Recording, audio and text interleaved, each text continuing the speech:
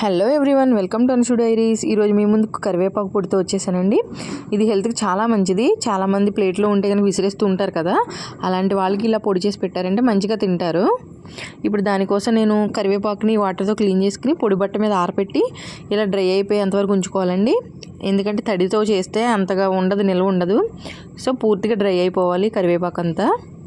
చూడండి పొడి పొడిలాడుతుంది కదా, ఇలాగే ఉండాలి. తడిగా ఉంటే మాత్రం మంచిగా టేస్ట్ బాగోదండి.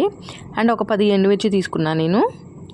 కారం ఉన్నాయండి బాగా, 10 సరిపోతాయి. కారం లేకపోతే మీరు ఒక 15 తీసుకోవచ్చు. 2 టేబుల్ స్పూన్స్ ధనియాలు అండ్ 1 టీ స్పూన్ వేపిన శనగపప్పు, 1 టీ స్పూన్ తెల్ల నువ్వులు, 1 టీ స్పూన్ పల్లీలు, 1 టీ స్పూన్ మినపప్పు, జీలకర్ర కొంచెం అండ్ వెల్లుల్లి కొంచెం. ఇది చూడండి బియ్యం అండ్ కొంచెం ఎండు కొబ్బరి. బియ్యం కొంచెం వేస్తే మంచి క్రంచీగా ఉంటుందండి, అది నోటికి తగులుతా. ఇప్పుడు ప్యాన్ పెట్టేసి డ్రై రోస్ట్ చేసుకోవాలండి. పల్లీలు వేసుకున్నాం, ఎందుకంటే పల్లీలే కదా కొంచెం లేట్గా వేగుతాయి. ఇప్పుడు మినపప్పు కూడా కొంచెం ఏది లేట్గా అవుతాయో అవి ముందు వేసుకుంటూ రావాలండి. నెక్స్ట్ ఎండు కొబ్బరి, ఇవి మంచిగా ఫ్రై చేసుకుంటూ ఉండాలి. నెక్స్ట్ వెల్లుల్లిపాయ యాడ్ చేసుకుందాం, ఎందుకంటే త్వరగా ఏగిపోయి ముందేసేస్తే మాడిపోతాయండి. నెక్స్ట్ ఎండుమిర్చి వేసేసుకోవాలి. ఒకసారి అలా మంచిగా ఫ్రై చేసుకోవాలండి. మాడు వాసన వస్తే కనుక ఇంకా పొడి అసలు బాగోదు. ఇప్పుడు బియ్యం యాడ్ చేసుకుందాం. జస్ట్ బియ్యం టీ స్పూన్లో సగం వేసాను అంతేనండి, ఫుల్ టీ స్పూన్ కూడా వేయలేదు నేను. అవి మంచిగా ఫ్రై అయిపోవాలి.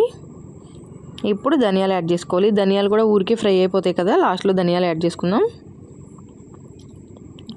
అవి కూడా మంచిగా మనకి మంచి అరోమా వస్తుందండి, మనకు అర్థమవుతుంది.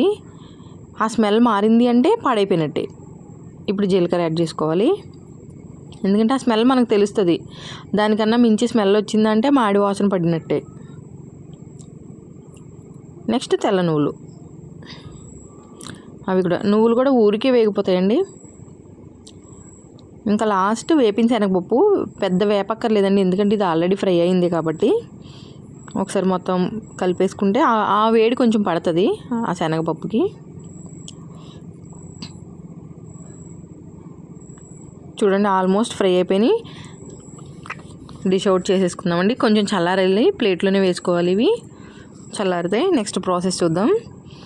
నెక్స్ట్ అదే బాణలిలో కొంచెం ఆయిల్ వేసుకొని కరివేపాకు వేసుకోవాలండి. కరివేపాకు మాత్రం ఆయిల్లోనే ఫ్రై చేసుకోవాలి. మంచిగా ఫ్రై చేసుకోవాలండి. ఆకు నలిపితే కనుక ఇలా పిండిలా అయిపోవాలి, అప్పుడు బాగుంటుంది మనకి పొడి. చూసారా మంచిగా ఫ్రై అయిపోయింది కదా, మీకు చూపిస్తాను నేను. చూడండి చేత్తో పట్టుకుని ఇలా అంటే పీస్ అయిపోయింది కదా, ఇలా అయిపోవాలి. ఇది కూడా చల్లారాలండి.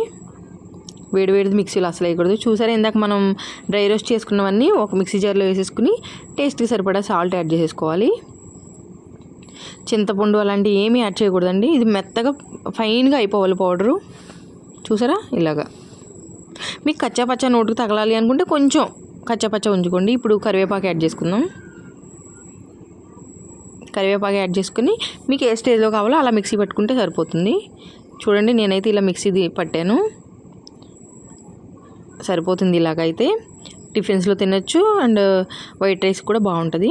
డిష్ అవుట్ చేసేసుకుందామండి. లైక్ చేయండి, షేర్ చేయండి, సబ్స్క్రైబ్ చేయండి. Thank you for watching.